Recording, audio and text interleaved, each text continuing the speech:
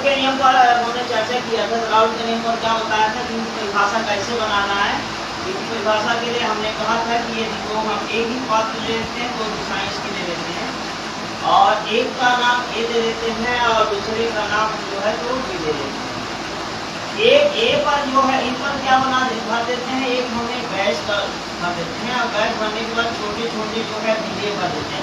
तो आपको इसमें बताया गया था जिनकी मात्रा सबसे ज्यादा होता है वो हमारा क्या कहलाता है, विलायक कहलाता है, और जिसकी मात्रा कम होता है वो क्या कहलाता है, विलेय कहलाता है। तो इन पर जब हमारा दबाव आता है, प्रेस आता है, तो इन पर आपको बताया गया था कि इसकी परिभाषा क्या होगा।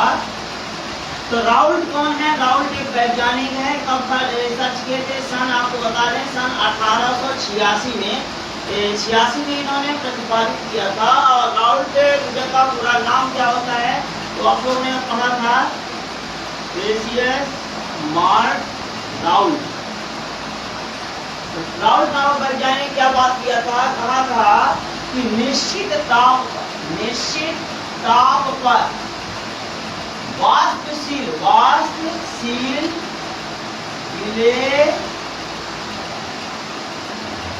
विलेय के लिए क्या प्रत्येक अवयव क्या हो जाएगा, आंशिक वाष्प दाब। और उसका क्या है, शुद्ध वाष्प दाब तथा मोल अंश। ये क्या होता है, गुणनफल के क्या हो जाएगा, गुणनफल के बराबर होता है। तो यहाँ पर जब आपका राउल्ट नाम वैज्ञानिक ने बताया तो इनकी परिभाषा हमने क्या बताया कि यहाँ पर यदि हम इस फिगर के माध्यम से परिभाषा यदि हम दिखाएं तो क्या बताएंगे कि राउल्ट के नियम पर बताएंगे कि सन 1886 में बेसियस मार्क राउल्ट नामक वैज्ञानिक के द्वारा बताया गया कि ये आप इस बात को बना सकते हैं। ये इसकी सरल तरीके से बता दिया हूं कि निश्चित ताप पर वाष्पशील विलेय के लिए प्रत्येक अवयव का आंशिक वाष्प दाब तथा शुद्ध वाष्प दाब तथा मोल अंश क्या होता है, गुणनफल के समानुपाती होता है वह बराबर होता है। तो यहाँ पर आपको बताया जाएगा सन 1886 में बेसियस मार्क राउल्ट नामक वैज्ञानिक ने बताया कि प्रत्येक अवयव निश्चित ताप पर वाष्पशील विलेय के लिए प्रत्येक अवयव का आंशिक वाष्प दाब व शुद्ध वाष्प दाब तथा मोल अंश के गुणनफल के बराबर होता है। तो राउल्ट नामक वैज्ञानिक ने आपको इसके माध्यम से बताना है कि आंशिक वाष्प दाब क्या है। आंशिक वाष्प दाब को पीए नाम देते हैं। शुद्ध वाष्प दाब क्या है, P0A है। मोल अंश क्या है, मोल अंश जो है यक्षे है। इसी प्रकार इधर भी चर्चा होगी कि यहाँ पर जब उधर PA है तो इधर क्या हो जाएगा, PB हो जाएगा। उधर P0A है तो इधर P0B हो जाएगा। उधर XA है तो इधर XB हो जाएगा।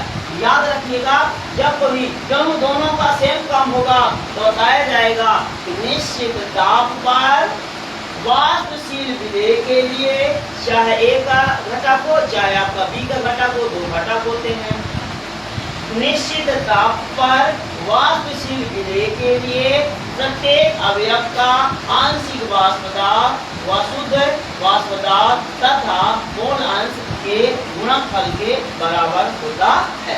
कब बताया गया था, कौन सा वैज्ञानिक है, रेशेलमैयर राउल्ट नाम वैज्ञानिक है। तो आपको परिभाषा इससे माध्यम से बनाना है।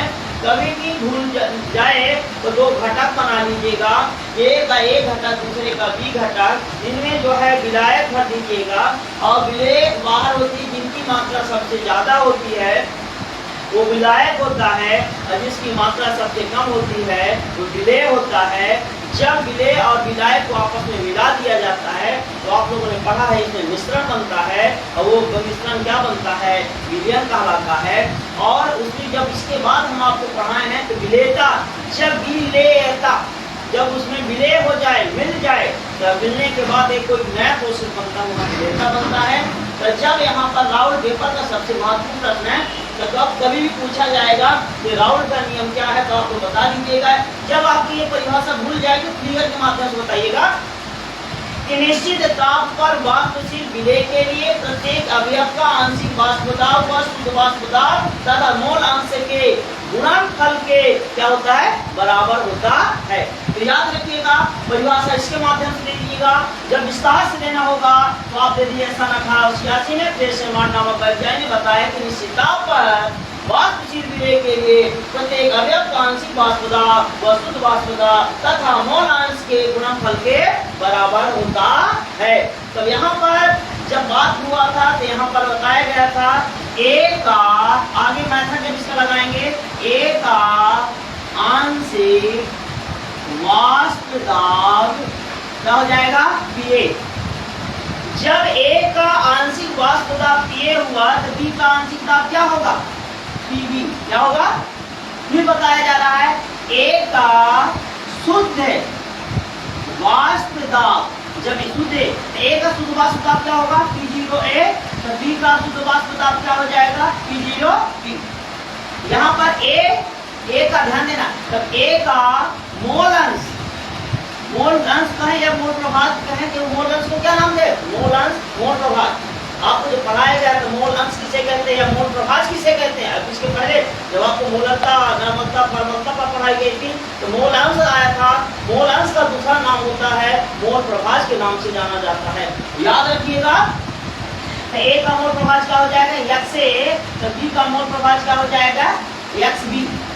तब राउल्ट नामक वैज्ञानिक ने कहा कि ए और बी दोनों की घटकों को आपस में जब हम मिलाते हैं और दोनों की तुलना करते हैं, बराबर दिखते हैं, तो यहाँ पर आपका राउल्ट के नियमानुसार, राउल्ट के नियमानुसार ए का ध्यान देना, तो ए पर घटक क्या होता है, ए का घटक क्या होगा, तो ए का घटक के लिए हमने बताया था क्या हो जाएगा, पीए बराबर, पीए प्रोपोर्शन क्या हो जाएगा, P0A इंटू XA हो जाएगा। ये आपका समीकरण 1 बनेगा, क्योंकि ए का घटक, ए का आंशिक वाष्प दाब क्या होगा, पीए प्रोपोर्शन आंशिक वाष्प दाब किसके, शुद्ध वाष्प दाब तथा मोल अंश के क्या होता है, समानुपाती होता है। याद रखिएगा, कभी यहाँ पर भूल जाएगा, यहाँ पर 60 बताई जा रही है कि ए का घटक यानी क्या है, ए का आंशिक वाष्प दाब क्या है, बताना है आंशिक वाष्प दाब शुद्ध वाष्प दाब तथा मोल अंश के क्या होता है, समानुपाती होता है। इसी प्रकार बी का घटक क्या बताया जाएगा, जब Pb proportional P0B into XB, ये आपका समीकरण क्या बन जाएगा, 2। जब समीकरण 1 और 2 की तुलना करेंगे तो हम लिखेंगे समीकरण 1 व समीकरण 2 की तुलना करने पर जब समीकरण 1 और समीकरण 2 की तुलना करेंगे तो आपका क्या हो जाएगा, तो P बराबर क्या हो जाएगा, P0A प्लस P0B। तो P बराबर यहाँ ए स्थान पर होगा, P0 यहाँ पर जब याद यहाँ क्या करना है, P बराबर PA प्लस PB। तो याद रखिए ए की जो है छोटी साइज में करिएगा, बी को भी छोटी साइज में करिएगा। तो P बराबर क्या हो जाएगा आपका, PA का मान क्या दिखाया गया है, P0A इंटू XA प्लस इसका क्या है, P0B इंटू XB। यही आपका राउल्ट का वाष्पशील विलेय, ध्यान दीजिएगा, वाष्पशील विलेय की ये प्रक्रिया होगी। पूछा जाएगा कि वाष्पशील विलेय और अवाष्पशील विलेय क्या है।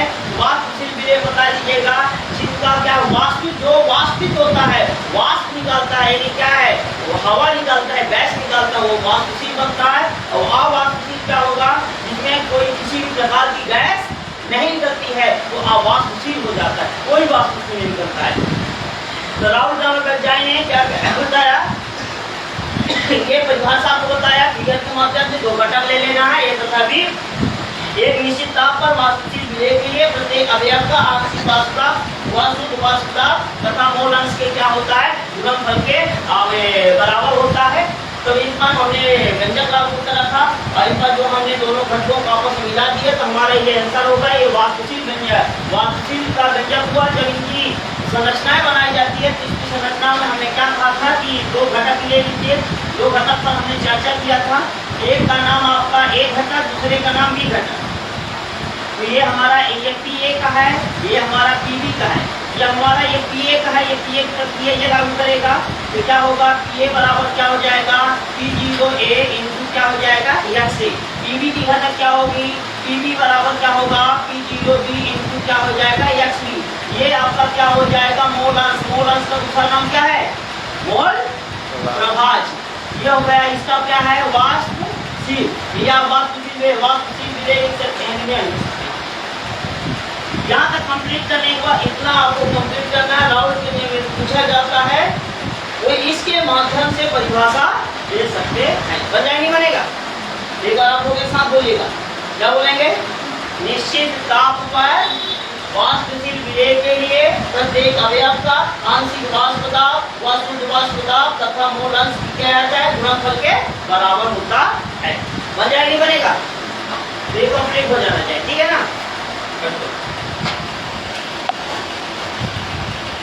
पूरा दिन करते हैं।